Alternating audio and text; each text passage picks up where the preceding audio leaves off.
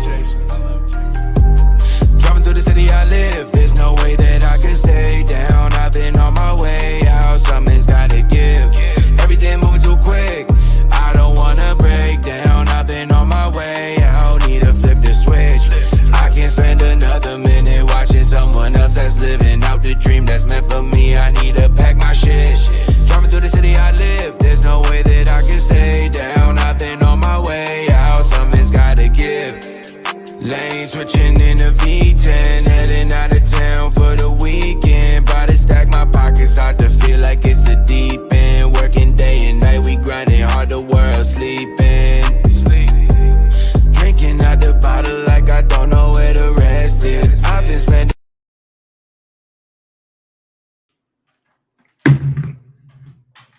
That just cut off.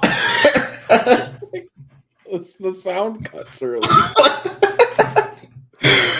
Welcome to a new episode of the CDs podcast. My name is Draven Barth. And this is Avery Ark. And yeah, welcome back to another episode. We say a lot of things and talk about a lot of different stuff. But just in general, Avery, how has your week been? It's been long. I'm getting over a cold. So we got that to worry about. Had got to watch another losing effort on Sunday, so it's just been a long week of recovery. Hey, I can say that it's definitely been a long week. Avery and I have been chatting now for a couple hours, and I've been yawning the whole time. So we're both very tired. It's been a very long week, but a very fulfilling week at least. So I mean, hey, let's hop right into it. Let's start off the bat. And I got it's almost a borderline personal question for you, Avery. What's up, dude? To you, what does it mean to be a leader? Like, what is a leader to you by your definition? A leader to me is somebody that you can rally behind, who you believe that can get the job done no matter what the circumstances are. Okay. And then in your opinion, who's the greatest leader of all time? Oh, boy. Yeah, it's a good question, right? Or that you've experienced. The greatest leader of all time? Shit, I don't know. Adolf Hitler? I almost fucking said that. Oh, that's awesome. There's only so many dudes that can rally an entire group of people together against one cause like he did. I guess I didn't preface saying good leader. I guess I just said leader. Yeah. You got me. Oh, Genghis Khan. Oh gosh. So the reason why I bring that up is because leadership is huge when it comes to sports. I mean, wouldn't you agree? I would agree. Yeah, because I guess everything that I've seen when it comes to teams, if you don't have, a rock solid leader, a staple, a foundation in which to rally the troops around and to try and push everybody to be better, I always feel like your teams are just kind of, like everyone just runs around almost lost in a sense, and no one has a sense of direction because they don't have someone who they can just all believe in. So I wanted to play a quick little game with you, and it's called Leaders or Losers. I've got a short little list of some names. I'm going to toss out some of them, and you let me know whether or not you think that they're a true leader or if you think that they're a loser in essence of leadership, okay? Okay. Let's start off with Carson Wentz. Loser. Loser? No. Okay. Guy can't lead himself back to health. That's fair. What about Jameis Williams? Who? Or sorry, Jameis Winston. My God. Okay. I misread and had a stroke. We're fine. Leave me alone. Jameis Williams. Jameis. Stop saying Williams. Winston. Jameis Winston. Mr. Eat the W. Mr. Mr. 30 for 30. Mr. 30-30. Mr. Dirty 30. That's what I'm going to start calling him. It's kind of tougher than what you'd I don't expect, know. right? He's on his way. He's not a total loser, but I think he's on his way. I think I'm actually going to call him a leader. As much as I want to call him a loser, because his speeches are comedy, like they could be a comedy skit. Hey, he says it with the most confidence and whatever. Like, to be honest, if I was in that huddle, I'd be like, hey, I don't know what the fuck you're talking about, but let's do it. Let's do it. Let's go. So That's essentially what it is. I mean, honestly. Here, let's throw in one that's maybe a little bit closer to home for you. Aaron Rodgers. Is he a leader? Leader. There's only a few people I know that can pick up an entire state by their bootstraps and carry them with the god awfulness that this organization has been. Okay. So I'm just gonna correct you really quick. He's a loser when it comes to leadership. I will admit that he does do such a thing to where he's carrying it, but that's just because of his greatness. I don't think he's much of a leader. The way that he is very condescending, and kind of throws slight jabs at people. I don't think that I would say that he's a leader. Calvin, shut the fuck up. This is an AV conversation. Because he is! We'll get to there. Just, you know what? You're impatient. We will just wait. Hold your. That's in the middle of the docket. Just reel it in, okay? But no, I think that exactly. I think that he's a great talent, but I don't think he's a good leader. I don't think that he leads well. I think that he's just a really good player. A leader to, I don't know, make the playoffs year in and year out.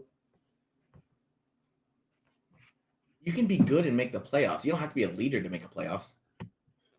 But every team needs a leader. If Aaron Rodgers isn't the leader on that team, who is? Counter question. That's actually a really good question.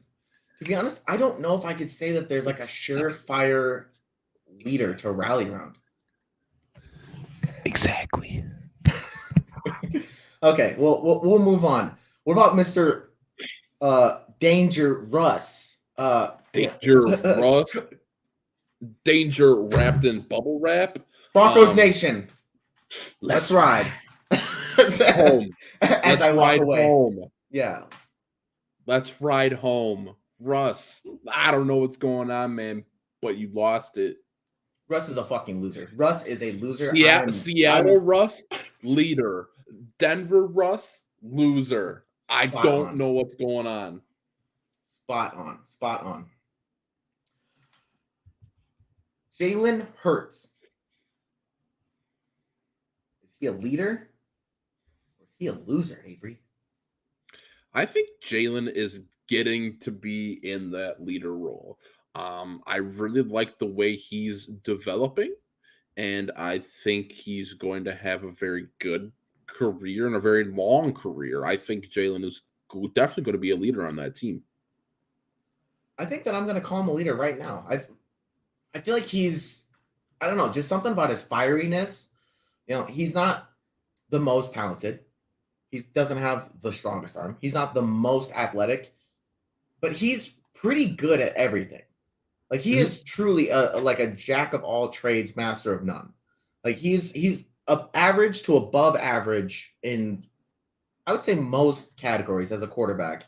And I think that he's able to fire up his team and rally his team because also just the effort that he puts in. I mean, when you look at that run against the Vikings, that was borderline embarrassing, but I mean, it was still like a quarterback was just muscling through 3 defenders. Who does that? That's a man that you can get behind. Like that is a man that I would get behind. I'd die for Jalen if I were in that situation. I'd be like, dude, if you're willing to do that for me, hell yeah, I'm gonna put it down. So awesome. Let's flip the script a little bit. Let's go to the basketball side of things. I got a couple names real quick. Okay. Steph Curry. Steph Curry's an absolute leader. He has been the centerpiece in that locker room since he's entered the NBA almost. I feel like there's anybody on that team who would give Steph Curry their firstborn if they asked him to.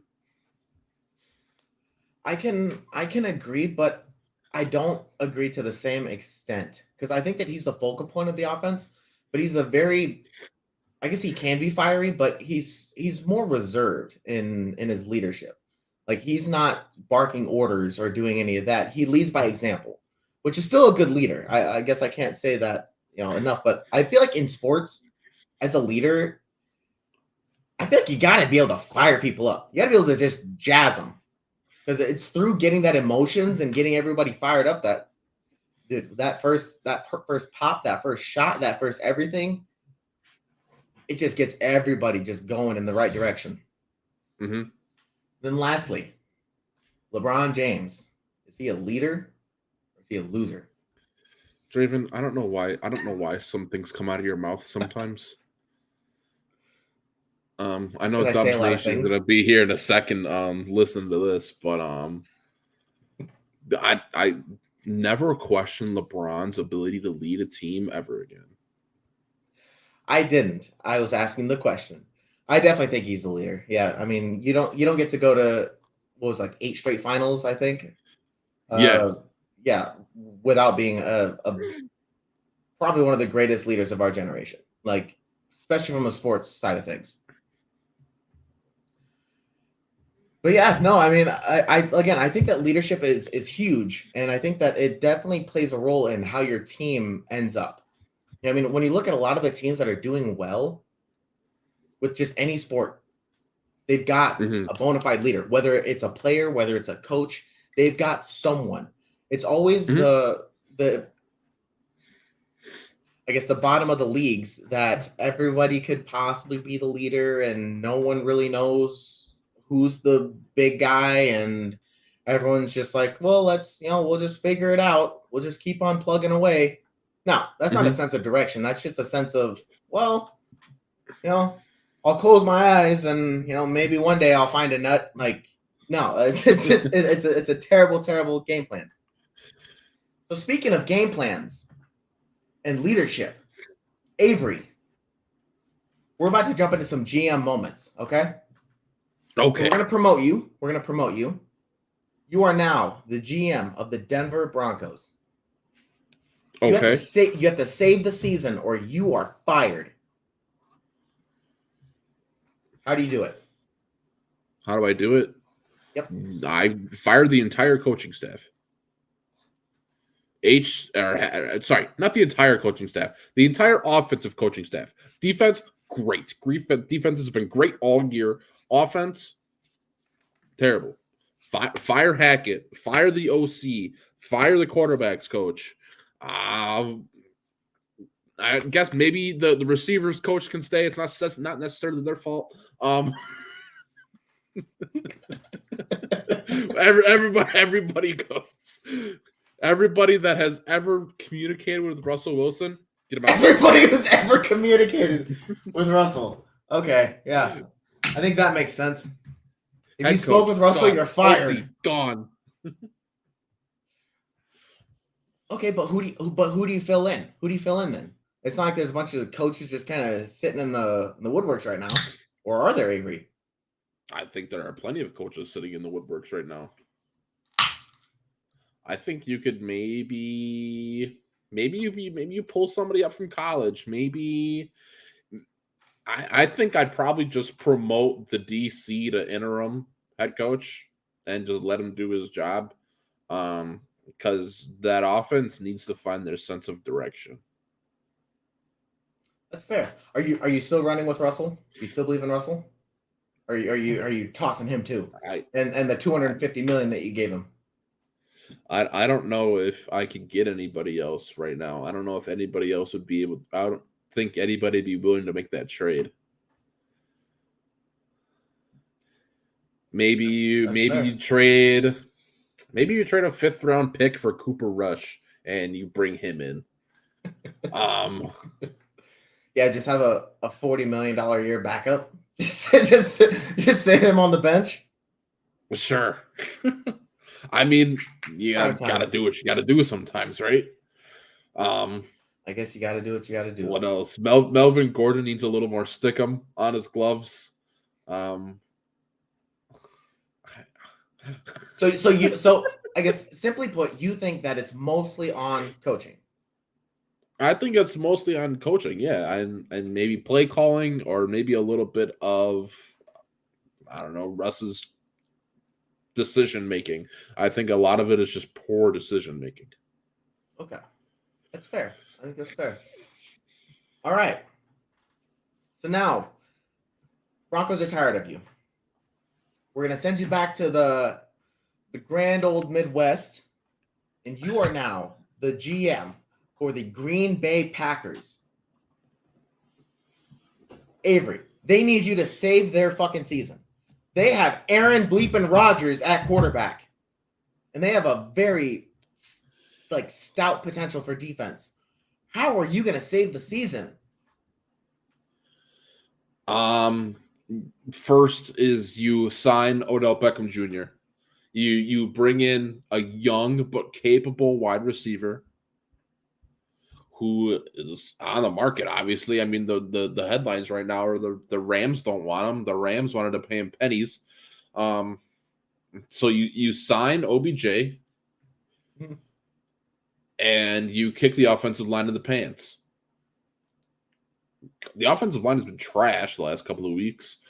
Yeah. I mean, I don't know what their issue is. Airman's been sacked 15 times this season. And it's only week 6. Or we're through 6 weeks. It's week 7 now, but we're through 6 weeks.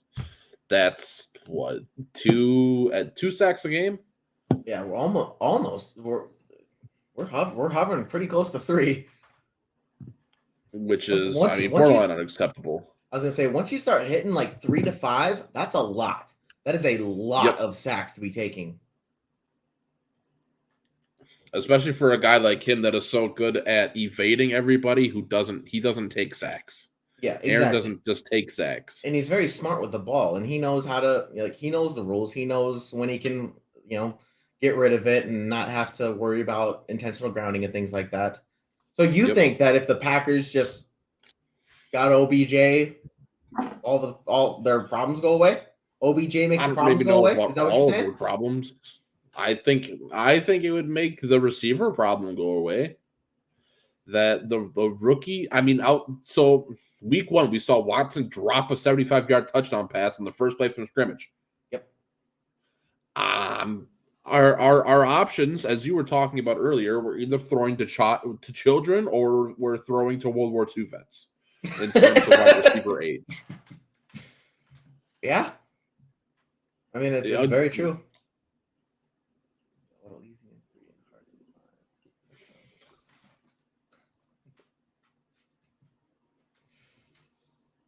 All right. Well, one shot Kings today. No, to be honest, I think that even if the Packers didn't sign OBJ, they would be fine. If they just ran the fucking ball, run it.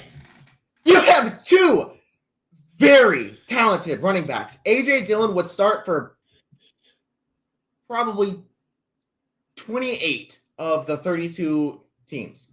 He would probably start unanimously. Like, he's probably even debatably a starter for 30 teams, in my opinion. Like, he's up there. He's got the talent for it. Same thing with Aaron Jones. Aaron Jones is a phenomenal talent. So if you have smash and dash, why? Why are you trying to throw it to geezers and babies? Why? It doesn't make sense. And again, these backs are in there. Because they just gave Aaron Rodgers a $220-some-odd million extension. That's great. So why not make it worth your while? Run the ball 50 times a game. Play action Aaron Rodgers. Assuming you're running well, the play action will work. And then you got Dubes and your grandma and everyone else running around on the field, and they're probably borderline wide open. Why? It just seems so, I don't know. It just seems so simple. And I think that Aaron made a good point. I was curious to see your take on this. when he was asked, like, hey, what's the struggles going on? Like, what do they need to do? And Aaron said, simpler. Make it simpler. Keep it simpler. I thought that Yeah, that I meant, mean, like, yeah, let's run the ball, play action, keep it simple. well, sure. I mean, realistically, that is really all you have to do. I mean, you have two guys who don't know the NFL playbook yet. Dubes and Watson, both coming from smaller schools, didn't necessarily have, playbooks up the wazoo that were all of these complicated routes, and now they're expected. I mean, yes, you've been in the NFL for 7 months now, right? Your draft was in March or Yeah, whatever. You've been yeah. in 6 to 7 months, whatever, how long it's been. They have had time to learn, but they are still learning. They are rookies. Yeah. I had a sit down conversation with one of my buddies the other day, and I made the comparison that it is easier for a rookie quarterback to throw to veteran wide receivers than it is a veteran wide receiver to throw to rookie receivers. 100%. I agree with that 100%. With Never the thought about it before. exception of a few people. Yes. Kirk Cousins and Justin Jefferson. That's one exception. Who else? I can't really think of anybody who excelled as a rookie that had a veteran quarterback. Zelda's rookie, veteran quarterback.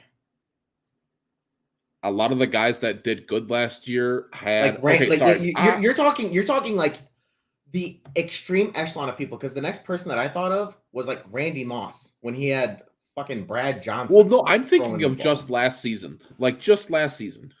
Okay, just last season? Okay, but DK and Russ are still comparable in age. DK is what, 22, 21, and Russ is like 28? Yeah, I Like, guess I'm thinking sort of. I guess sort of, yeah, but also Like, DK yes, off a cliff. So I mean, throwing in DK, like, it's not like DK had a bunch of great years. Like, he had one all right year, one pretty solid year, and then back to Russ is 32. Okay. Russ is 32. Russ is definitely he was drafted in 2012, I think. Okay, yeah. Okay, so but that's the only other tandem that I can think of. Yeah, and again, it doesn't happen. And again, DK is just a genetic freak. Like, he's just bigger, faster, stronger than everybody. So that's why he was able to pretty much do what he does. The reason why the only other team that I can think of is Stafford and Cup, but I don't know how old Cooper Kupp is. I think he's like 28 or 29. Yeah, Cooper, he was an old rookie though. He was like 24 when he was drafted. Like, he's old. I don't know how old he is. I think Cooper's like 29 now, 28, 29, something like that. Yeah, so Cooper Kupp is 29, and Matt Stafford is... Staffy's like born 30, 88, so he's 34? 34. Okay, so they're 6 years apart, which is in that range. You think of young receivers and young quarterbacks that had a really good year. I mean, this year we had Tua throwing to Tyreek and Waddle. Even just Waddle. Waddle was playing out of his fucking mind. And, like, yeah, that was a very good connection. And Jamar Chase and Joe Shiesty. Yeah, exactly. Like, you have, but also if you look at even just the Dolphins, again, you can kind of flip it the other direction, because Hill was doing phenomenal with Tua as a young quarterback. Mm-hmm. Because he was able to pretty much just make plays open enough because he just understood football better. And that's the thing that people don't understand about the NFL is, like, it's way more than just like, oh, well, you just get open. You need to understand coverages. You need to understand routes. You need to understand inside shade, outside shade. You need to understand the blocking schemes. You need to understand what different coverages there are. Are they in single man high? Are they in cover 3, cover 4, cover they're just in flats defense, cover 2? Like, there's just a multitude of things that people, like, kind of the casual football watchers, they don't necessarily understand that there's a lot of analytics that go into every single play design and everything that goes along with that. So the more overcomplicated you make it, especially coming fresh out of college, especially a small college at that, you're not going to be ready for all these crazy things. And you're playing against people who have went to top division schools, and on top of that, were drafted high in the draft, and they've got 5+ years under their belt. Like, you're playing with true professionals as a rookie. That's like you on your first day of work. You walk in your first day of work, and then you have to try and put up the same numbers and do just as good as your manager. Yeah. Like, you have no experience, but you're expected to do the same.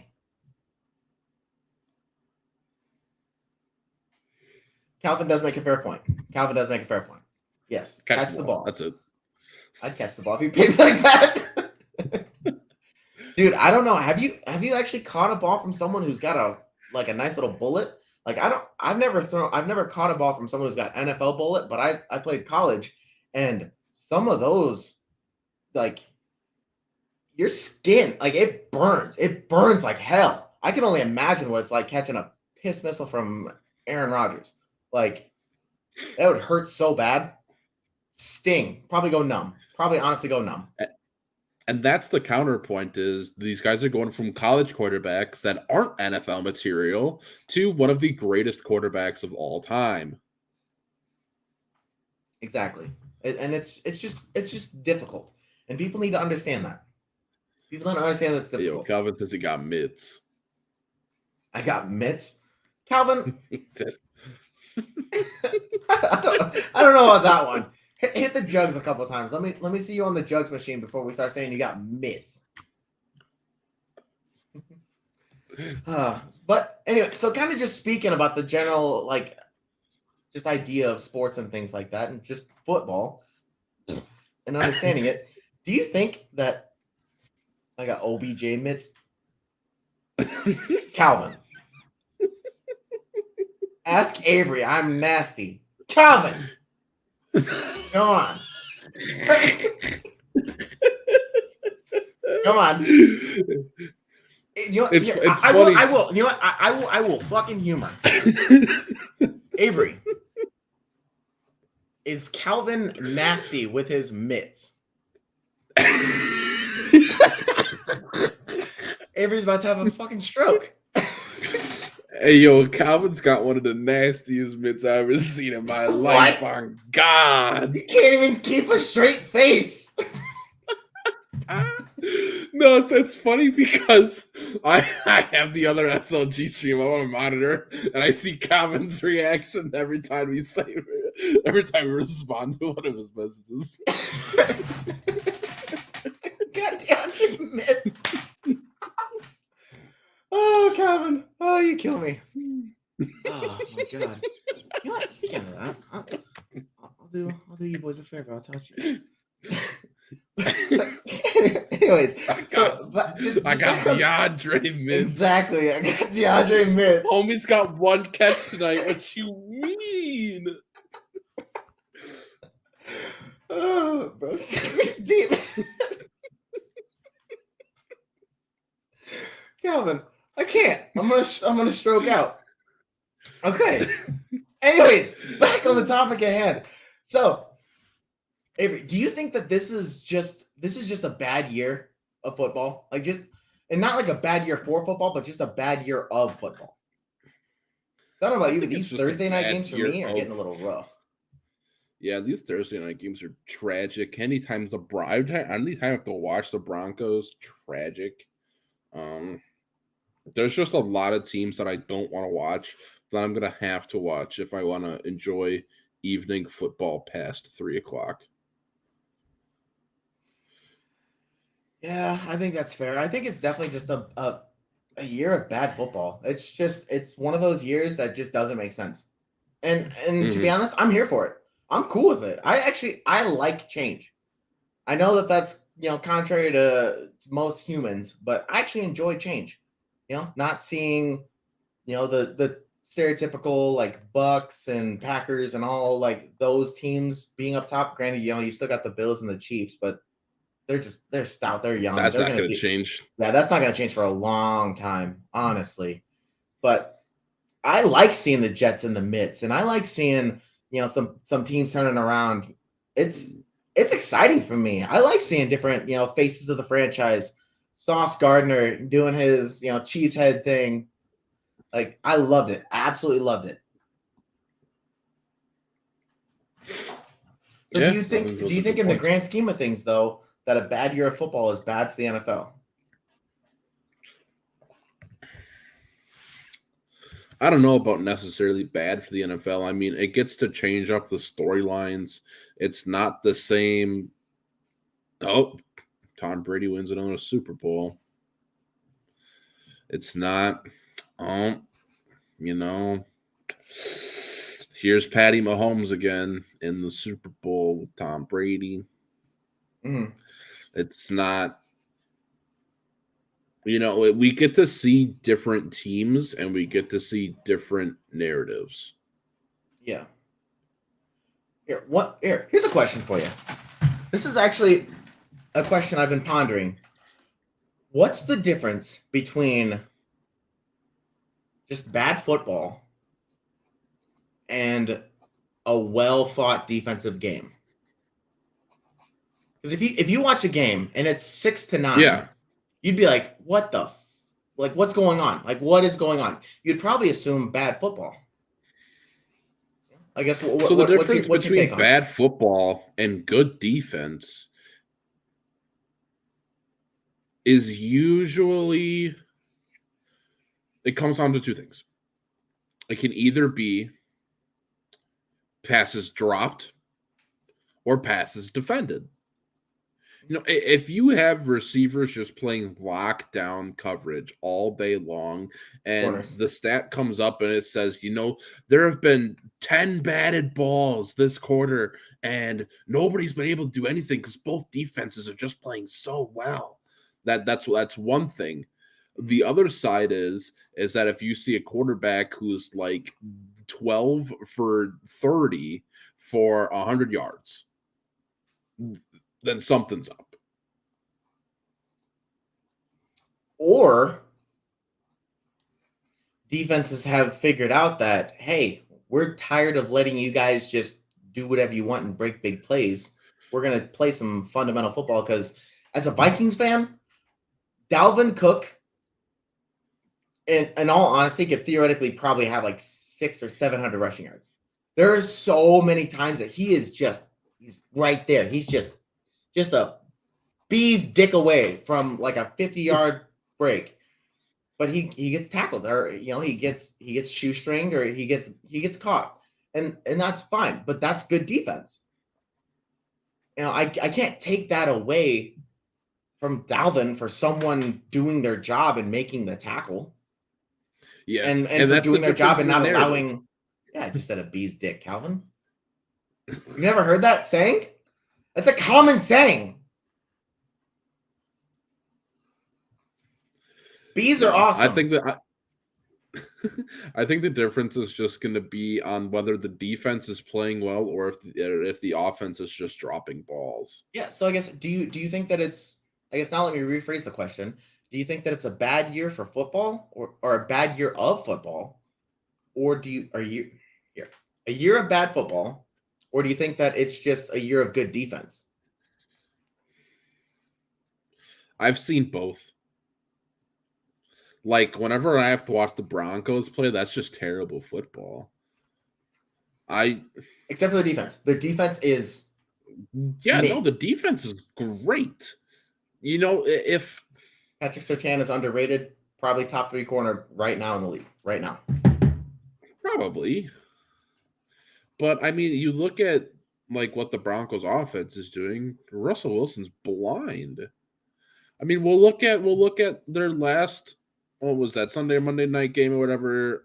They went for it 4th and 1 in overtime. They threw the ball. It was a terrible pass. They had somebody come open. If you waited like 2 more seconds, it'd have been a touchdown. They won a game. KJ Hamler, yeah, he was like wide open too. Yep, he was running his slant route just on a late break, but Russ was looking left and didn't see the slant come open. On 4th and 1, I don't know why you're looking to just gain 20 yards anyways. And especially with 2 minutes to go in the overtime period, take the tie. Take the field goal. Take the points. You know, if your defense can't hold somebody for 2 minutes with one timeout, You deserve to lose the game. I mean, honestly. you do deserve to lose. I mean, it's the Super Bowl all over again. The 4th and 1, you should have ran it. Kenneth, I forget. I think that was before Penny got hurt. Penny is a rootin' tootin', rough and tough and running back. He could have got you 1 yard. Throw it in the end zone on 1st down. Not get your 1 yard first to keep playing. Honestly, I can definitely agree with that. I mean, I can understand the disparity and, a difference in good or bad football versus good defense is drops versus passes deflected. I guess in my personal opinion, and it's interesting to see, but I do think that defenses are starting to zone in on the idea of like, hey, we're not going to give up big plays anymore. Like that's our whole thing. That's our whole shtick. We're not supposed to give up big plays. We're not supposed to allow you to just, another 70-yard play. That sucks. If you do that, your defense is bad. So I think that it's kind of a mix. It's kind of a mix of, I wouldn't, kind of a borderline hot take. I wouldn't be surprised if we almost transitioned back to a more balanced and or run heavy league because of the current personnel. I mean, when you're talking almost your standard down now is in nickel or dime defense, Yeah. That means that you got the big boys going up against the little boys. And if you can just get a couple more big boys and you run the ball down their throat, you can control the whole flow of the game. All because they've got tiny linebackers, tiny safeties, tiny corners. So you have 4 big men against 5 to 7 big men. Who's going to win? I don't know. I think I don't know. I could see it. I could see it transitioning to, back to more of a run dominant league, and or especially if you have a big back. I think that there's a lot of opportunity out there. Absolutely. Hey, I don't mean to interrupt you, but we're going to do a score update real quick for Thursday night. Surprisingly, the Cardinals have just scored their 2nd defensive touchdown of the night to go up 14. Woo! It is currently 28-4. It is currently 28-14 Cardinals, and the Cardinals have scored 2 defensive touchdowns. Last that I looked, it was 7-3. So that's a good update. That's interesting. I looked at was 7-6. So that was like a part of the way into the second quarter. I mean, sure, we're into the second half now. It's the third quarter. It's different. But a lot of points have been scored in those 20 minutes of football. Very true. Well, hey, let's move on. So the next topic at hand is CD's Players of the Week. And Players of the Week. Exactly. See, I like it. You like it? CD's I like it. Players of the Week. Yeah, exactly. Genius. I know. Just thank me later, okay? So my player for this week was Josh Allen. The reason why I thought Josh Allen was because right now, with how he's able to do what he's doing and just willing his team, like even in broken down plays, hurdling over defenders again, just embarrassing grown men, I had to give him the note. He's playing great. There's nothing that you can really take. Like you really can't critique his game and be like, oh yeah, he's turning the ball over too much. Doesn't really do that. Yeah. Oh yeah, he's being careless with his body. I mean, I guess to an extent he is, but he's also a mastodon of a human being.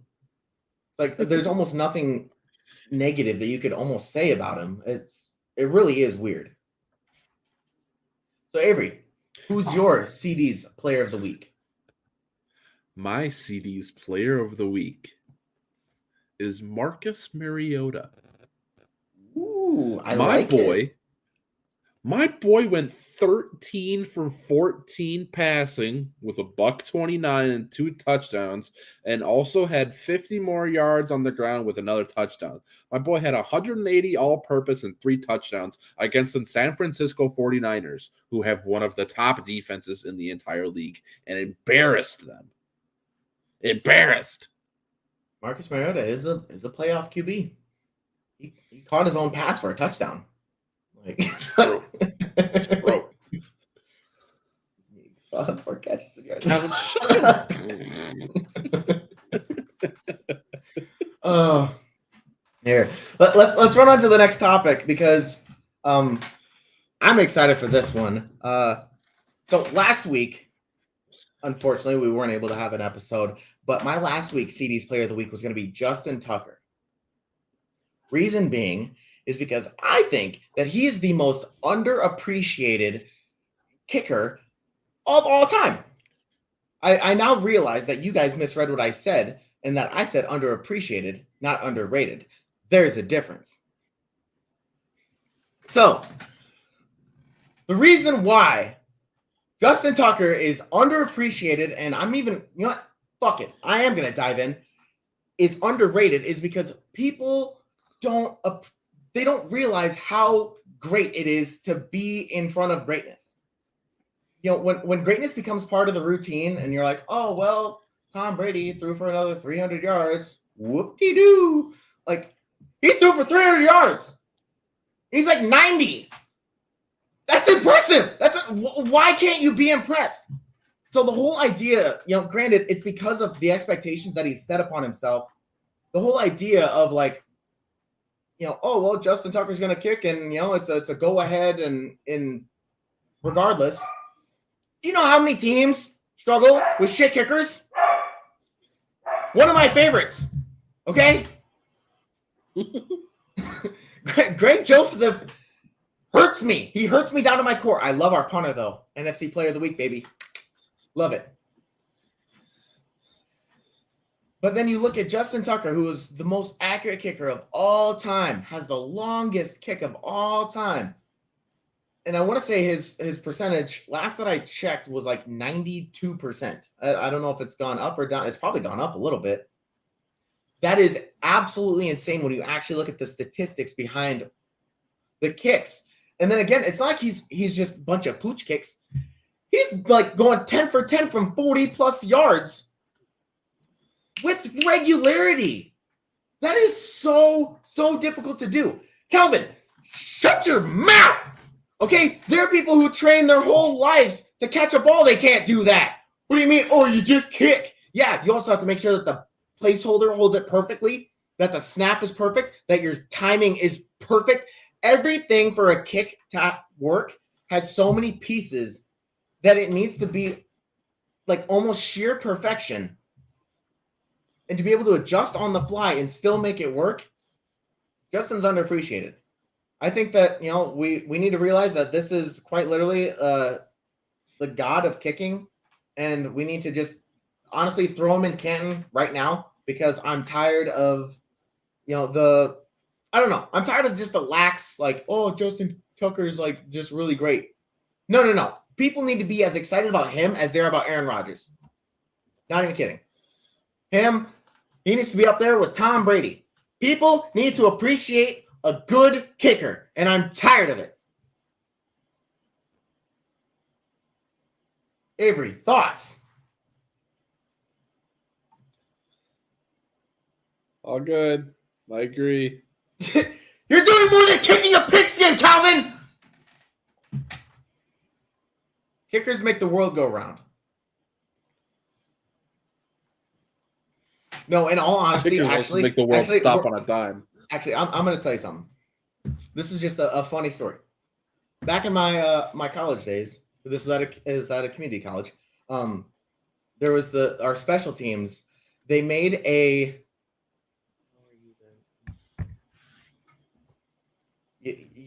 I'm so confused. You're not saying the proper words. And again, you guys misread. I said underappreciated. He's under. No! He's. Calvin, I wish you're on the show right now. I'd throttle you. I would absolutely throttle you. Oh. Justin. Be careful what you wish for. Justin Tucker. Be careful what you wish for. Is the greatest thing. He is the greatest player besides Tom Brady in the NFL right now. If you compare, like, by his position, he is the greatest player in the NFL right now. First ballot Hall of Famer. Boom. How many other people? You got Brady. You got Rodgers. Name another first ballot. A first ballot right now. Calvin, look at you. You were saying? Yeah, you disrespecting I Justin told you Tucker. to be What is careful this? what What you is wish this for, garbage? dog. What is this? The greatest kicker of all time. Of all time. Not of the decade. Not of the season. All time. Here, before we get into it, I'm gonna let you two have the room. Okay. So He needs to be up there with Brady. He needs to be. It's Brady, Tucker, Rodgers. hear yourself. The part of the show anymore. The show fucking stinks. I want the counter. I want it fucking now. I'm going to say it about 17 times, and I would like to not be interrupted, Draven. You are talking about somebody who can literally only score 3 points at any given time, okay? And for you to say, oh, hey, you know what? You do it 92% of the time that we fucking make you, right? You're saying that we should celebrate him for that? And the same likes as somebody who is a quarterback who physically touches the ball every single play on offense versus a guy who kicks a ball between two fucking sticks and has trained to do so all his fucking life. And you're going to sit here and tell me I should appreciate him the same as Tom Brady, Joe Montana. I will take fucking Biden Leftwich as my quarterback before I take Justin fucking Tucker from starting a brand new team. Give a fuck about the kicking position because I'm getting 3 points. Guess what? I'll just go for it on fourth down because my position players are going to be fucking fantastic. You realize how overrated the kicking position is, right? No! Okay. Riddle me this, Batman. Okay. Who has the most points scored in NFL history? Adam Is it a quarterback? You know why? Is it a quarterback? Is it a quarterback? It is not! It is a fucking kicker! You know why? Because kickers also get to fucking play for 25 years. You know why? Because all you gotta do is stand up, fucking swing your leg, and good to go. And if you train your life good enough to do it, you don't gotta fucking worry about missing. You know why? Because you're fucking good at it. But that does not mean that you should be appreciated more because you chose the easiest position in fucking football. What the fuck? There's like four good kickers right now in the league that like their jobs are not like constantly on the hot seat. Tell me which four, Draven. Let's go old school CD's podcast. Yeah. Okay. All right. You got Tyler Bass. Yeah. Okay. You got Harrison Butker. Okay. Okay. You got Justin Tucker. Right. And I'd probably give.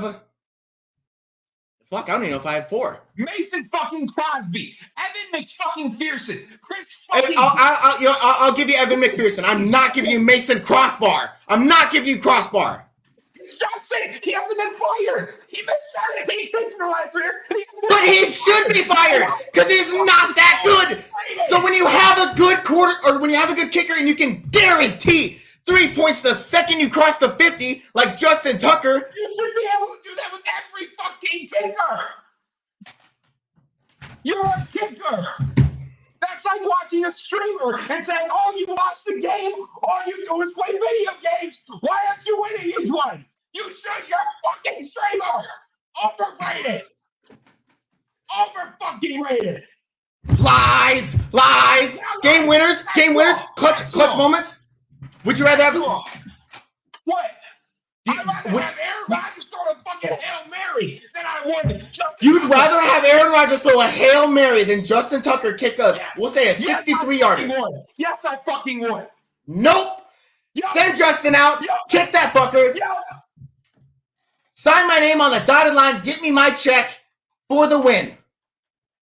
Yeah, you ain't winning. Every day of the week. He's gonna miss one. He missed one last week.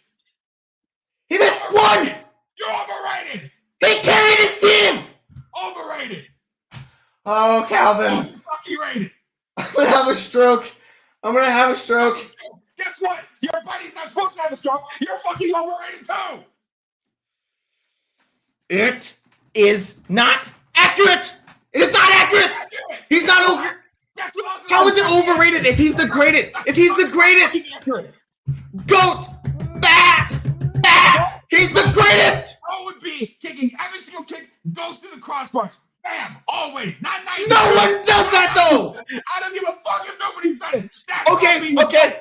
My new expectation, quarterbacks, in order to be good, in order to be the GOAT quarterback, 100% completion percentage. That's what you need. You need 100%. You grew up throwing the football. All you do is throw the football. You might as well you better throw the perfect football every fucking time. If I see a duck, if I see a duck, off my team.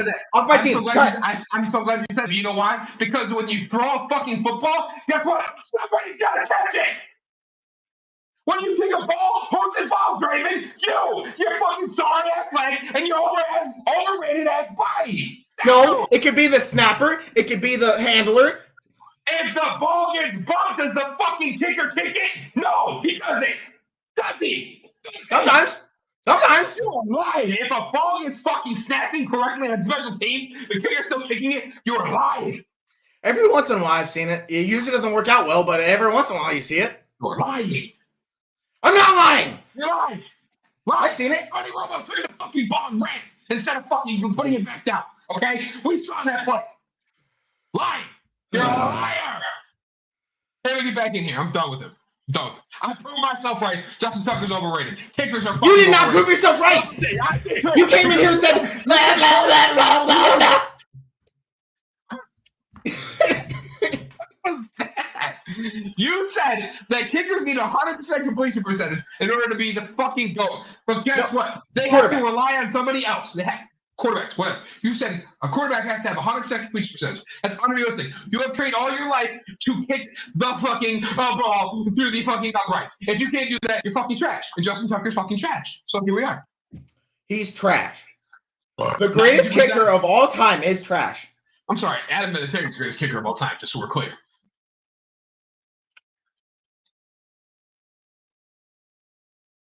You're gonna argue that? You're gonna argue? I'm actually gonna argue that because Avery, get the fuck in here. I'm leaving.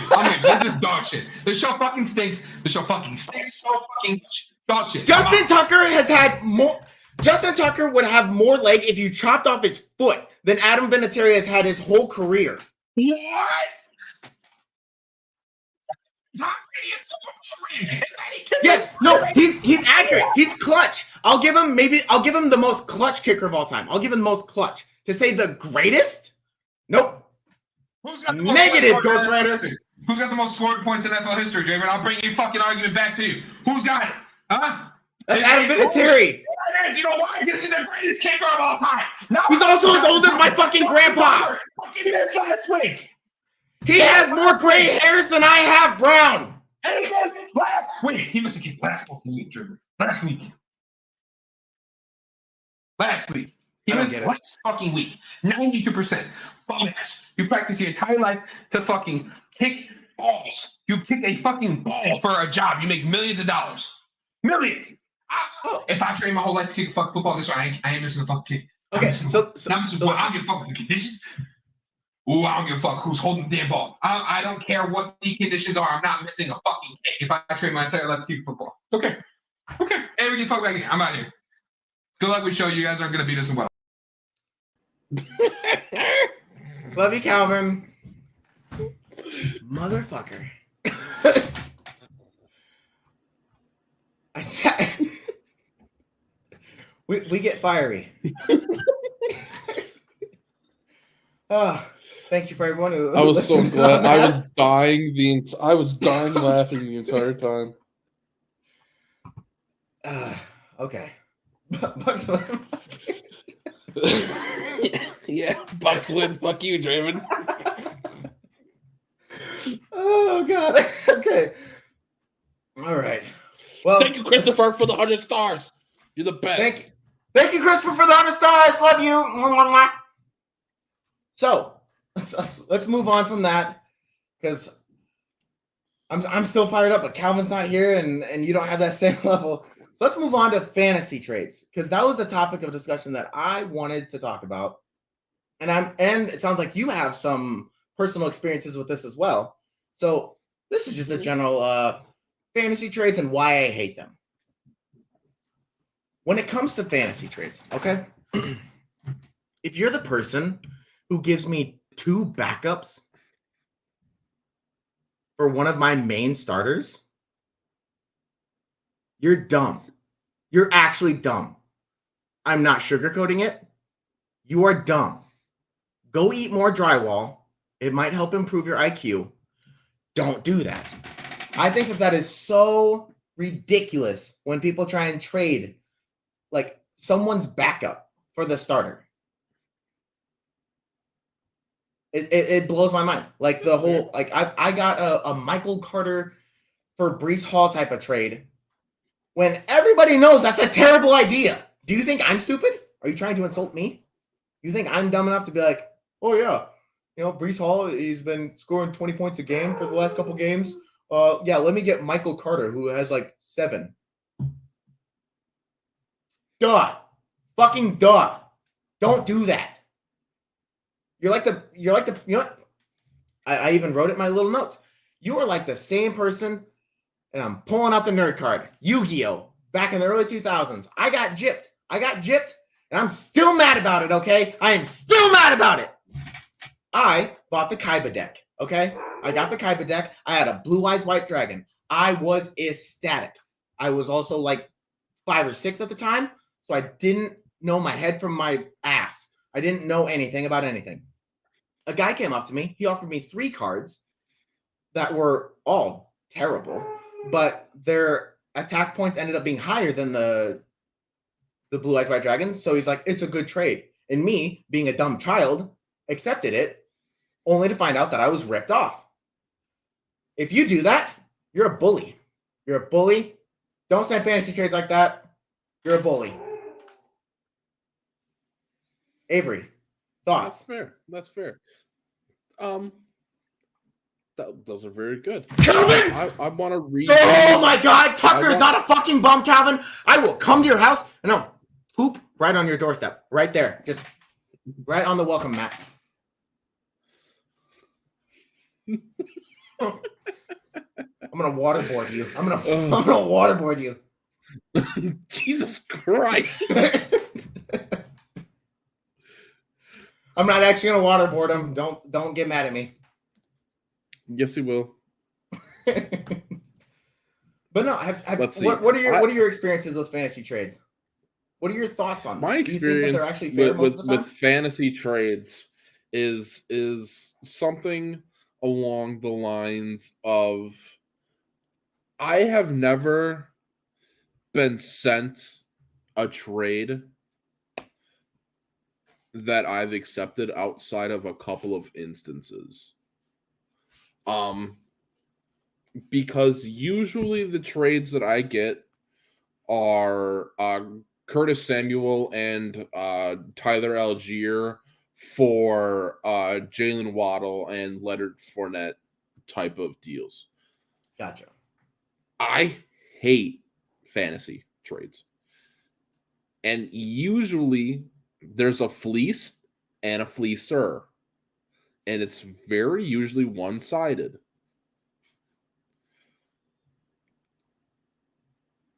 Like I got fleeced one time when I was 6, Calvin. It was with Yu-Gi-Oh cards. Calm down.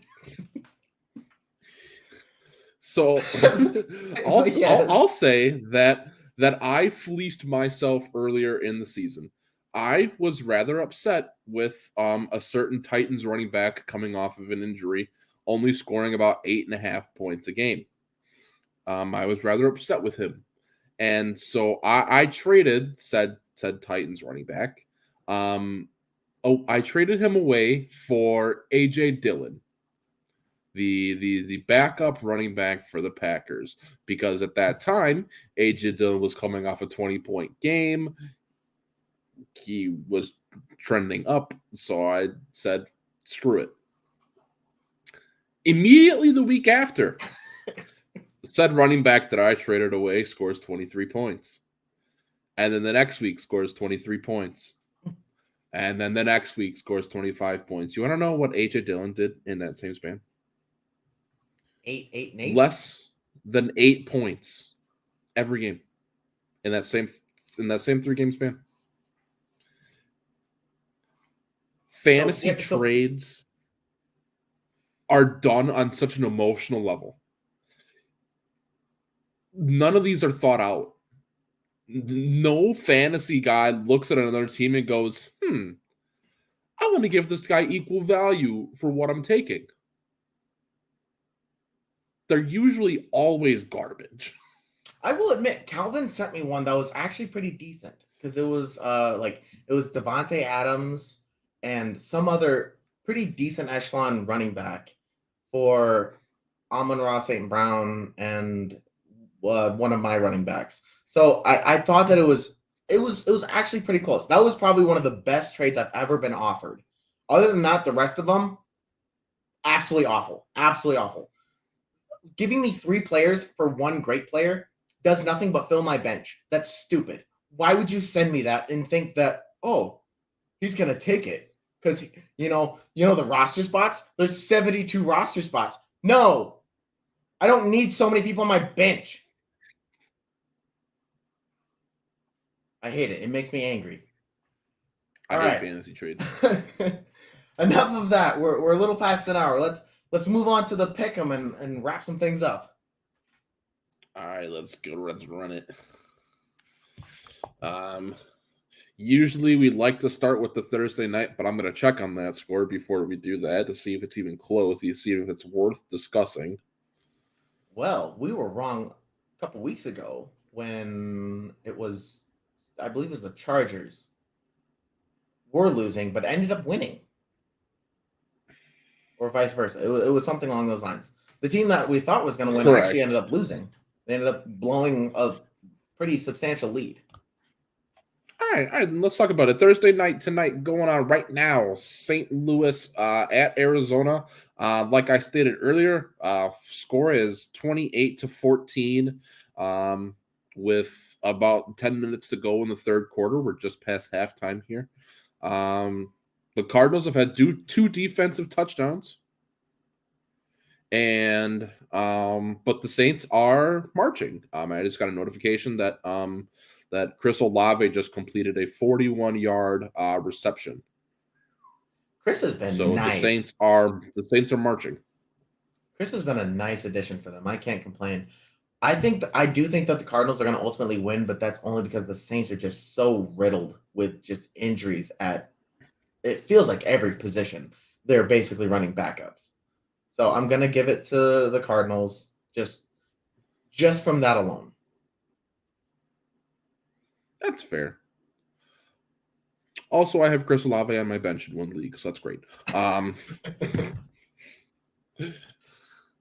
No, yeah, I think the Cardinals are gonna finish this one. I think unfortunately the bird gauntlet for the Saints stops here. I look forward to this every year. There's one team that plays all 5 of the birds, and it hasn't been done yet in the NFL. No one team has beaten all 5 of the bird teams in one season. That's crazy. I really hope that someone eventually does that. I think that would be kind of exciting. It's a fun stat. Absolutely. Moving on to Sunday, we have the Browns at not the Arizona Cardinals. At the Cardinals, okay. No, I'm giving it to the Browns. For some reason, Baltimore can't seem to pull it out. They just can't seem to pull it out in the last minutes. I don't know why. It seems like they're just losing off of flukes, honestly, but they just keep doing it. So I'm gonna give the Browns the win. Yeah, I don't know what the Ravens are doing and why they're blowing so many leads. But the Browns also like to blow leads, and they're a pretty horrible team this year. But I think I'm actually the Browns going to. The Browns' run game is nothing to blink at. That could be the best running back duo in the NFL. In fact, it probably is the best running back duo in the NFL. I can't really think of anybody else. Next team that comes close is A.J. Dillon and Aaron Jones. Probably, yeah, honestly. But I think the Ravens are going to take this one here. I'm excited to see. The Cardinals are not playing in a doubleheader. I forgot to change the text. I'm at if the Cardinals were actually playing another game on 3 days break. Holy shit. Moving on, we have the Tampa Bay Buccaneers visiting the Carolina Panthers. There's no way that the Bucs don't slaughter. Yeah, the current line for this is like 10.5. The Panthers, I don't know. They've got weapons. They've got pieces. It just doesn't make sense. They don't have a quarterback. Yeah, I can agree with and you. And it's not even that Baker's bad. Baker's out. Yeah. Baker's out. Darnold hasn't come back yet. They've got whoever else under center. It's not going to be Carroll? Didn't they draft Matt Carroll? I don't know. I think they did. I think they drafted him like the 3rd or 5th round, somewhere in that ballpark. We'll see. We'll see what happens. I don't know. Probably traded him away in the Baker thing. Anyways, then the next game is going to be the Falcons visiting Joe Shiesty and the Bengals. Oh, that's right, PJ Walker. I forgot about PJ. I'm gonna sleep on PJ. I'm sorry, I don't trust PJ to all of a sudden become the second coming of Mike Vick. But back to what you were saying, I think it's going to be the Bengals, but I actually think it's going to be closer than what people think. I think that the Falcons are, I don't know, they've got some weird little spunk to them. I think if the Falcons can have a similar defensive performance to what they had last week, I think they probably have a good chance to win. Yeah, and I mean, and it's not like Cincinnati's playing good defense. Like their defense is bleh at best. So I think it's definitely they're not exactly playing good offense either. Yeah, they had a good. Their O line is atrocious. Oh yeah, that doesn't make any sense. They apparently bolstered up and got a couple guards and moved some pieces around, and then their offensive line is borderline worse than it was last year, and it was bad last year. No, that offensive line is atrocious. I can't stand them. We're gonna go to Detroit visiting Dallas. Give me the Lions. I want the Lions. I don't know, something about it. I just feel it in my loins. I think the Lions are gonna pull it off. I think the Lions, granted their defense is god awful, like truly atrocious. It hurts to watch. It is bad football. But I hate the Cowboys. I truly do. Something about them, and I just have faith in the Lions that they're going to pull this one off. I think that the number one offense is going to end up beating them. Yeah, I want the Lions to do well this week, and I want them to win. I think Dak coming back is going to be, oddly enough, the Cowboys' downfall. It's fair. That injury in week 1 went from being an almost season-ending injury to be, he'll be back by week 4, and now we're at week 7, and I think they're rushing Dak back. I don't think he'll be ready. I think he'll probably re-injure that hand on Sunday. I think they're trying to avoid a controversy. Yep. If Dak plays the whole game, the Cowboys are going to lose. But if Dak gets hurt and Cooper Rush has to come back out, I bet you the Cowboys win. That's not a bad take, honestly. I can't. It's hot. It's hot.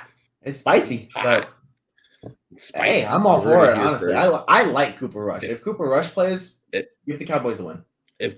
If Dak plays the whole game, they lose.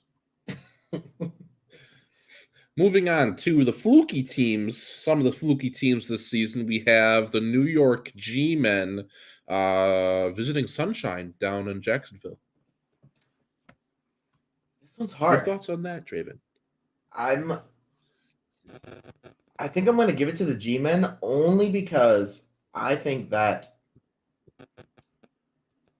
the Giants head coach has figured out a very solid game plan, and that is just putting Saquon in the best position to just be special. Mhm. You know, I think that he schemes up things to where an average running back would get like 3 to 5 yards, but because it's Saquon, almost every run could break. And I think that that's a very sound game plan. I think if you have a Yeah. great back and if you already have a damn good game plan to where like, hey, you know, I could put my grandma back there at tailback and she's getting 3 to 5 yards of carry, but then you put in Saquon and he's doing what he's doing. I think they just keep running with it. I think that they're going to keep going, and Saquon's going to continue on his comeback. Honestly, Mhm. I think Saquon's definitely on track for winning comeback player of the year. I don't really think it's up for discussion at this point. But I think it's going to be the defense that's going to win the Giants this game. I think Kayvon Thibodeau is a monster. Dude is he's their first round draft pick, and he's showing that he's worth it. He is on a rookie defense or like a defensive rookie of the year campaign. I think that's fair. I mean, I don't know about you, but I thought that Kayvon was probably going to take a couple years to like develop. I thought he was kind of raw, but he's coming in and playing. Well, now he's raw. Yeah, he's raw. Like he's making big plays that you never saw at Oregon. Never saw it. It could be just the scheme. He could just be in the correct True. defensive scheme that he's going to excel in. And if he does, fantastic. I hope the big boy eats all season. Let's see it, Kayvon.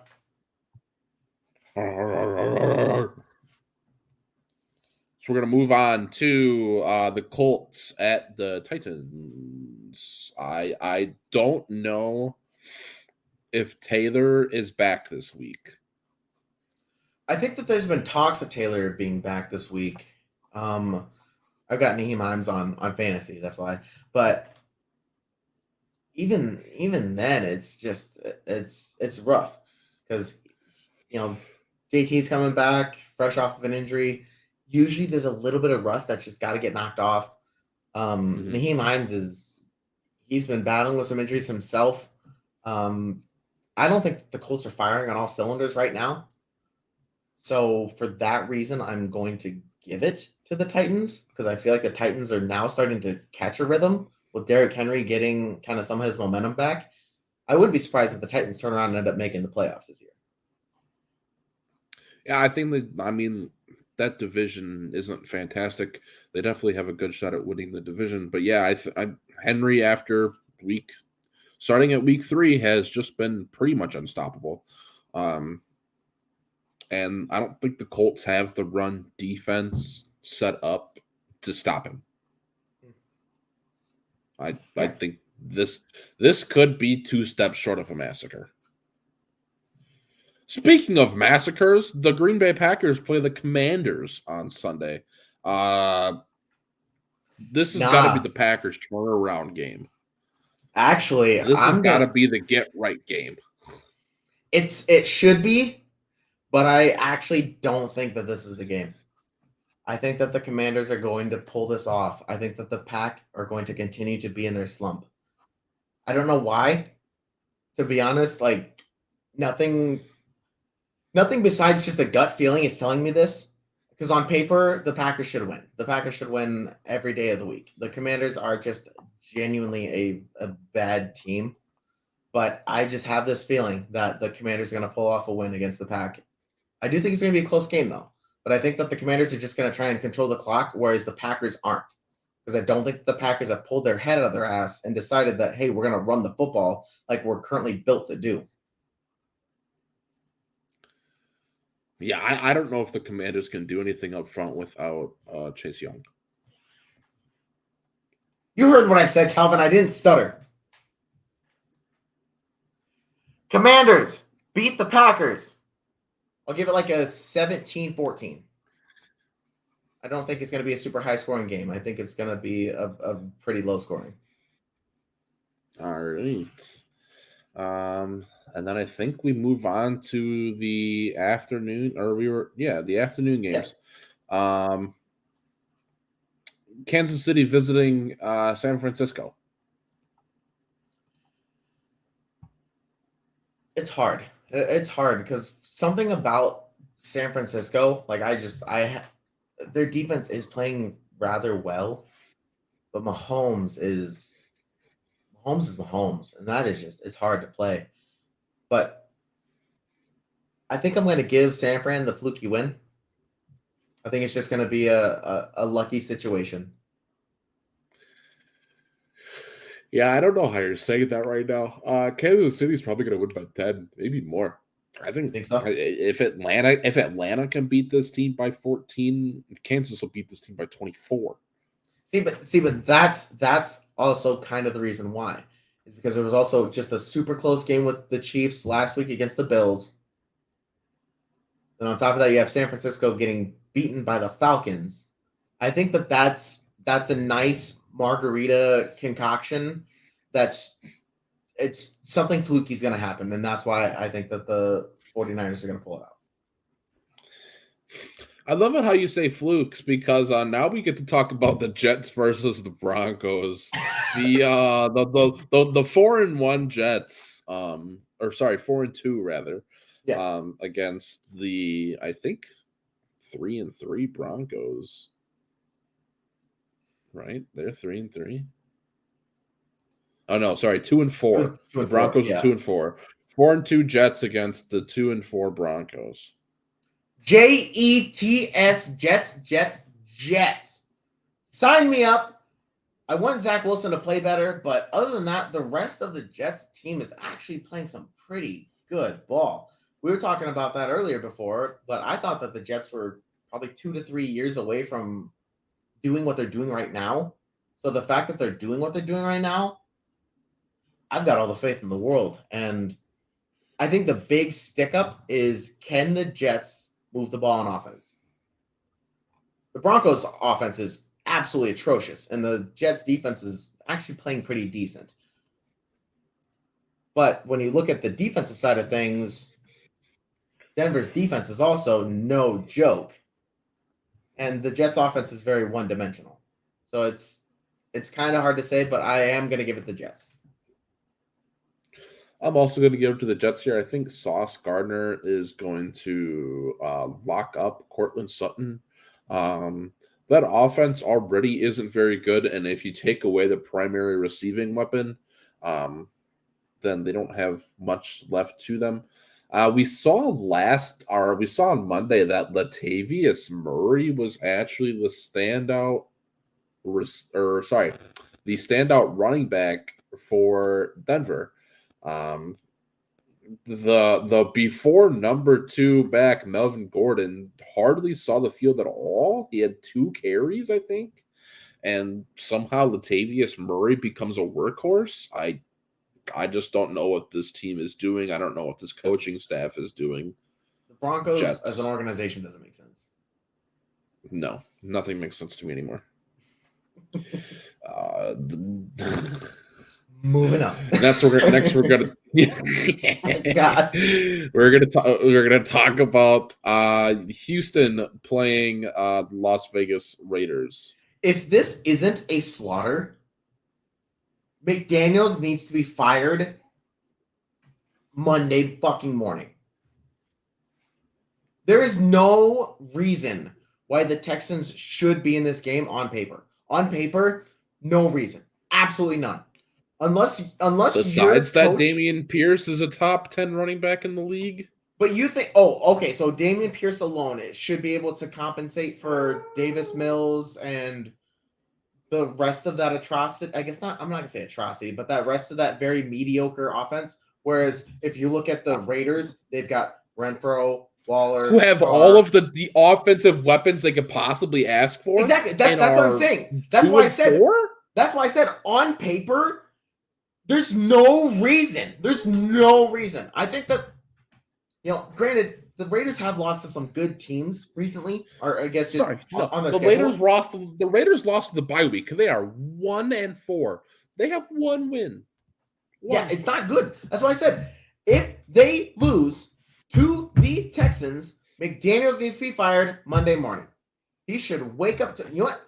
Fuck it. If he loses, like as he's giving his end of game speech, I hope the owner walks in and throws a Molotov on him, starts him on fire because he's fired. Like it just that's what needs to happen. It's ridiculous.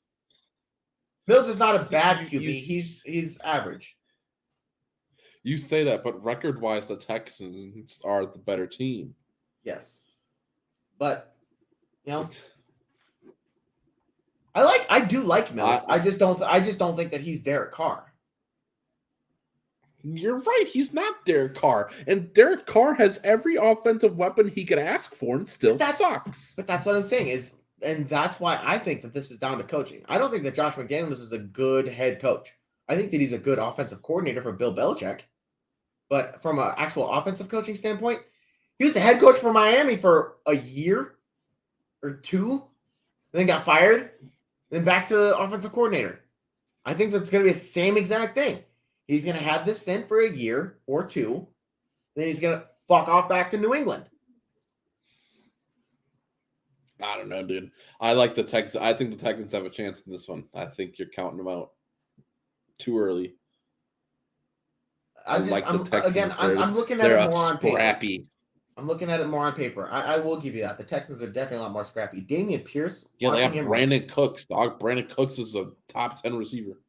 Yeah, he's definitely underrated. I will give Brandon Cooks that. Just in his career, he's underrated. Move on to the West Coast battle. We have the Seahawks against the Los Angeles Chargers. I think this one's gonna be closer than what we think. I don't know. I got this gut feeling. Close too. I've got this gut feeling that the Seahawks, dude. I'm just feeling underdogs this week. I don't know what it is. I'm feeling underdogs. I feel like Geno is gonna play good enough to pull out a victory. I think a lot of it is going to depend on the Seahawks defense. I think Keenan Allen is still out. Yeah, Keenan's still out. As I think if the Seahawks are able to contain Austin Eckler, they're going to be fine and they're going to win. That is going to be the key to their game for me, is that if Eckler stays contained, which is hard. Oh, but yeah, he's scrappy. He's a scrappy little boy. All right, we're gonna move on over to the East Coast. We got Pittsburgh against the Dolphins. Sunday night prime time. The return of Tua Tagovailoa, who I don't know should be back yet from a medical standpoint.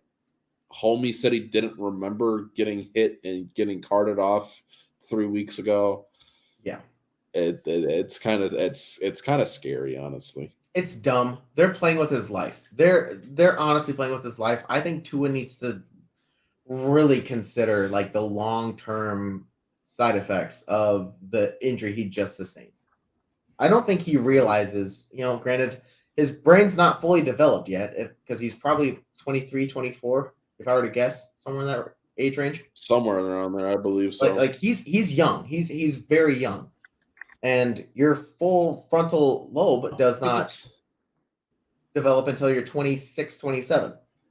So. Oh, fun fact. Tua's only 6 weeks older than I am. So Tua's 24. Oh, okay. He's a little bit older than what I thought. For some reason, I thought he was like 23. But regardless of the fact, I think that he's playing with his life. Birthday is March 2nd. This is borderline like painful to say, but I think that he's going to end up like, if not losing his life, he's going to get severely, severely disabled if he has another situation that happens that's similar to what just happened. And it's not good. And I don't like it. I don't like it at all. Like it hurts. It hurts me to say this because I don't want it to happen to him. But God, he's playing with his life and I don't like it. But I'm going to give the other team the nod because I just have a feeling that Tua is going to get banged up. I just have it. I feel like he's not ready. There's no way that his brain is completely back from what it was. The reason why I say this is because I had a pretty severe car accident when I was a teenager. I was 16, and I couldn't hardly be in light, like in a bright room. I couldn't be in a bright room for almost 2 months. That was one concussion from an accident. Like, it was bad, but I never did any of that stuff. I never did any of the body contortions that his body did. So his is 1,000 times like more severe than what I had. And no, I don't like it. I really wish him the best, but I'm actually scared for his life. Yeah, I'm not. I don't know if I'll even watch this game because I don't want to see that happen again. Just kidding. I'm gonna watch the fucking game. God. Monday nights, the show of the shitters, the Chicago Steelers. God fucking damn it. The Chicago Bears square off. That is Chicago great. Bears to square off Monday night in Foxborough against the New England Dolphins. God, I feel like I got the concussion. Calvin, I don't want to hear it, dog. Let's go. Calvin's quick with it. He's on it. He caught you. You got caught. Yeah. Now, I'm gonna give it to the Pats, and that's only because of Stevenson. I think that the Pats running back, Ramondre Stevenson. I think that he's going to be the focal point of the Steelers offense. You also got, Zappy, who everyone thinks is the second coming of Brady, who's actually, he is playing pretty sound ball. I guess I can't complain. Whereas the Bears, Justin Fields is just running for his life the whole time and basically just lives off of Hail Marys. It's a fair assessment. I don't know if I'd say anything positive about the Bears. I thought I saw a statistic last week that Justin Fields has like 48 completions all season. Yeah. Their offense is statistically like one of the worst ever all time in the creation of the league. And this is dating back to when they didn't throw the fucking ball. It doesn't it doesn't make sense. That should not be happening, but it is currently happening right now before our very eyes.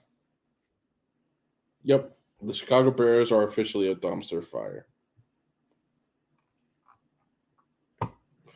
And that, ladies and gentlemen, wraps up the pick'ems for week 7. And with that, we move right into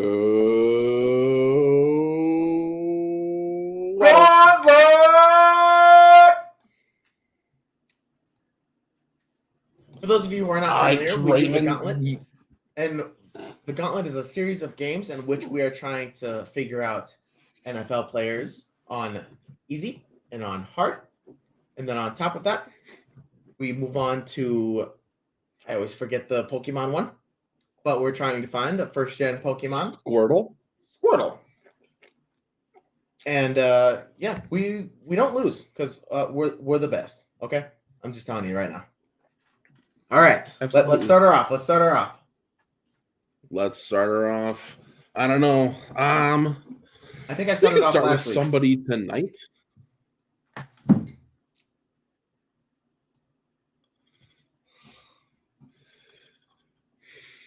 Go Kyler Murray. You want to do Kyler Murray? Do it.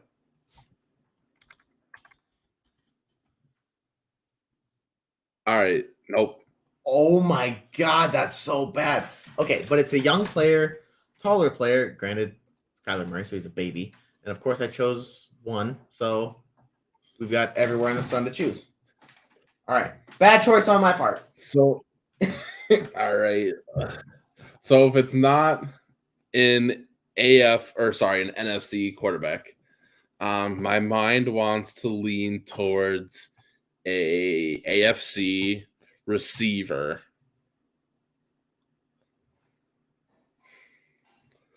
Let's see. What's Taller the than age? Oh, 5'10", young. but he's younger than 25. George Pickens. It could be Pickens. Pickens is a baby. Okay. Here we go. Here we go. All right. So we got 22, 23. It's an AFC North wide receiver, 6'1", 6'2", lower than 14. AFC North. Let's see, 22, 23.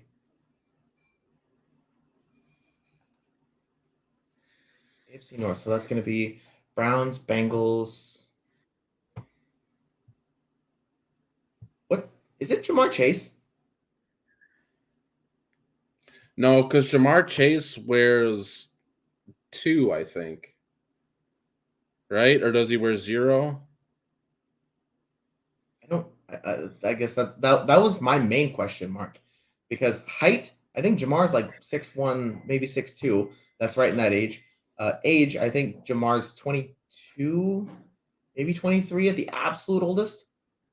And I think he's less than 14 number wise. To be honest, I don't follow Jamar that much. I just know that I think it's Rashad Bateman, actually. I feel like it wouldn't be Jamar. I feel like it wouldn't be that easy. I feel like it's Rashad Bateman from the Ravens. take a swing at it. I mean, it's a young buck. Let's see. I think Rashad's 22. He's shorter than 6'2". I'm gonna go Bateman. But what's his number? 7. It doesn't matter because we've gotten it right. There we go. Guesses, Calvin. 3 guesses, Calvin. Suck it, Calvin. 3 guesses, Calvin. Eat it. All right. Oh no! Wait, shit. What did I do? I don't know what you just did. Refresh. Fuck with the rotation. Here we go. I tried to get it to hard mode and I goofed up. All right, let's go. All right, I like where your head's at with Kyler Murray for the Cardinals. I think we should double down again with the Cardinals, but maybe you go defense this time. Okay. Let's go. Do you want to go older, or do you want to go like middle of the pack, or what kind of age group do you want to start? Younger or older?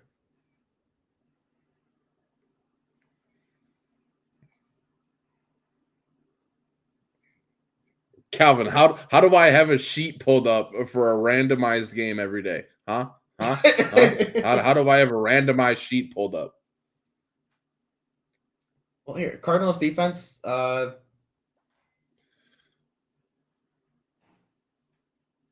Byron Murphy. Byron Murphy. Yep, there he is. Byron Murphy Jr. There he is, Byron Murphy Jr. Okay. So we've missed completely. Well, we know that he's younger. You said Bateman under 6'2". There ain't no way you got that off the dome, homie. He's not tall. He's not big. Yeah, Bateman's not big. And it's not going to be... I don't remember the last time we've had a main name player. Like, I knew it wasn't going to be true. I knew it.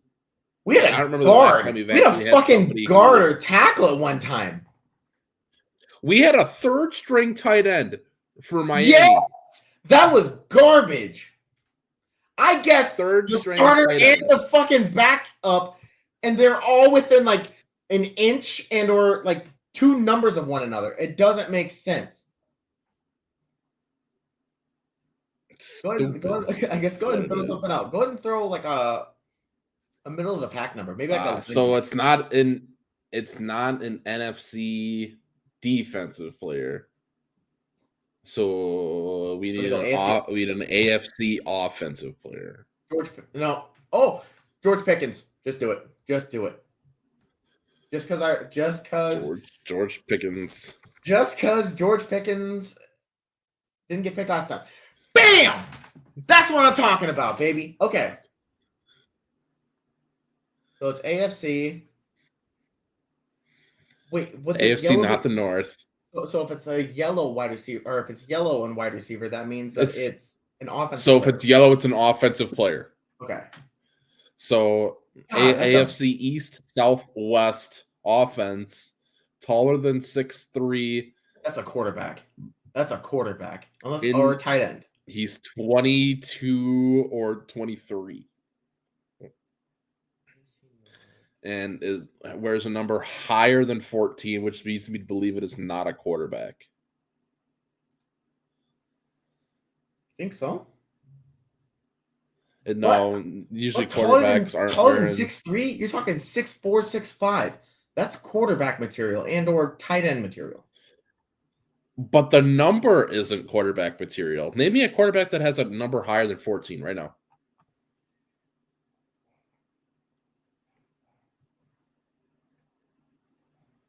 That's right, you can't. Good point. I think, but 6'4", 6'5" is into that's a tight end. Young tight end range. That's definitely a tight end. So AFC tight ends, young tight ends. Youngins. Yeah. I've named 2. Come on, Avery. Throw me. Hey, you doubled down on George Pickens. That shit doesn't count. But it helped a lot, didn't it? True. Yeah. Yeah. Let's see. I'm trying to think of young tight ends in the AFC. Oh, hey. So, actually, the disparity in age, though, that confirms. Wait, no, that doesn't confirm anything. Never mind. I was about to say, oh yeah, that confirms that it's 23, but I'm wrong. That's not right. No, it doesn't. It doesn't. It helps nothing. He's 22 or 23. Okay, so he's probably rookie to second, third year. At the absolute most, third year. Yeah. Hey, you want to go like? What about Greg Dulcich? I remember seeing something. I remember seeing something about him last Sunday about some dude who placed like a $403 bet on DraftKings. It was a bonus bet. So it was like $3. You got a bonus with it, and it was Greg Dulcich anytime, like first touchdown scorer, and it was like plus 4,000. The dude won like 70 grand on this bet. And I remember searching him up, but I don't remember what team he plays for. Do it. Throw it in there. To be honest, I don't know who that is. Yeah, this guy. Okay. Greg Dulcich. Let's fucking go! Dude! Ain't no way. Fucking go, Draven!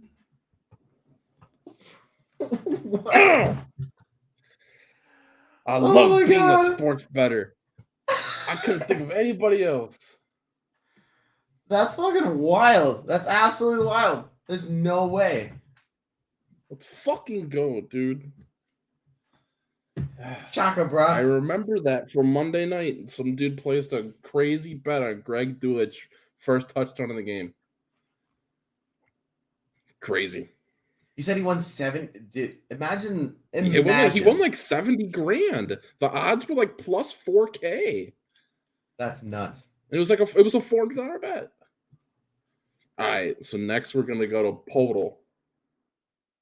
Oh, we're gonna do the NBA guessing game because we ain't. Calvin, you're just a hater. I'm tired of your hatingness. First you hate Justin Tucker, then you hate Avery being great. 3. With your mom's ass. If you think that I'm gonna do well on this NBA player, you are mistaken. Start with Jordan Poole. All right, so he's a young guard, 22 or 21, wears number 1 or number 2, and is 6'5" or 6'6", playing in the Eastern Conference. First person that comes to mind is Paulo Blanchero for the Orlando Magic. No, but he's a forward. Okay, so it's Eastern Conference. Hey, but you did So get he wears Eastern. 5. Tough. Nope. Eastern no Conference, progress on the not division, the Southeastern Division. No help there. Yeah, and I'm still learning NBA teams. I've fallen off a cliff with it. I know no one young, like almost no one.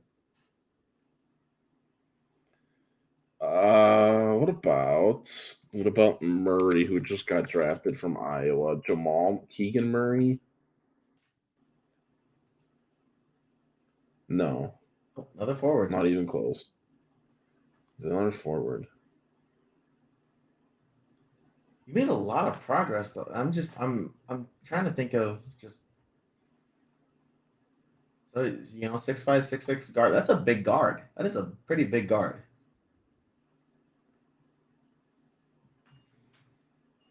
I'm trying to think of teams here. Who do I have for teams in the Eastern Division? Eastern Division, but it's not Eastern Eastern Conference, Conference. but it's not in what division is the Wizards in? Wait, Orlando, they're in the Southeastern Division. Break it down by division. Oh, it's Orlando. So, yeah. So we're looking at it could be Boston, Toronto, the Knicks, Brooklyn, or the 76ers. That's the Atlantic Division, or in the Central Division, it could be Chicago, Detroit, Milwaukee, Chicago, or Indiana. You again, you chose the basketball one, and I got nothing. I don't know youngins. I don't. You're flying Han Solo right now. I couldn't tell you. I like the last time that I really paid attention to a draft was like Andrew Wiggins. All right. We'll get. I have no idea. What about Sadiq Bey? He plays for Detroit. Oh, I saw 3 greens and I got excited. Here we go. Well, hey, you got the team. All right, so he plays for Detroit, obviously. Detroit guard. Detroit's guard. 6'5". 6'5". It's a 6'5" guard.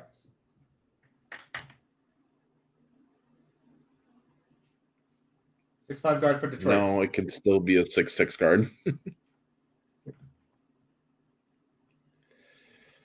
6'6" guard. He's 22. I guess, yeah. This has got to be the other guy they just fucking drafted this year. I don't remember his name.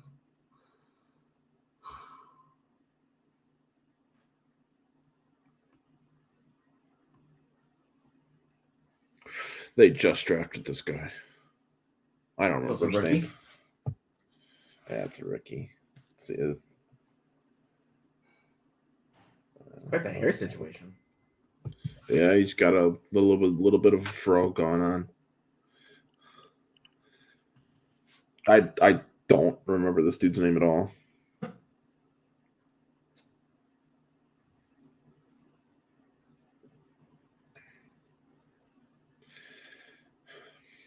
Let's see.